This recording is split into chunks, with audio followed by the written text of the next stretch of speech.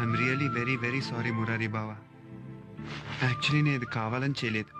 రోజు నువ్వు నన్ను ఏడిపిస్తుంటే ఉడుకుమూత్రం ఆపుకోలేక నేను ఇలా పావు డ్రామా ఆడాను.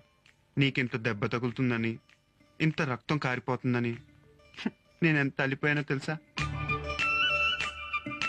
Try to understand me. No, చిన్నప్పటి నుంచి నువ్వంటే నాకెంత ఇష్టమో తెలుసా? గోపక్క పెళ్ళి నేను చూసినప్పటి నుంచి నిన్ను అస్సలు మర్చిపోలేకపోతున్నాను. అలాంటిది ఇన్నేళ్ల తర్వాత నేను చూశాక మా హార్ట్ స్కిప్ట్ బీటియా.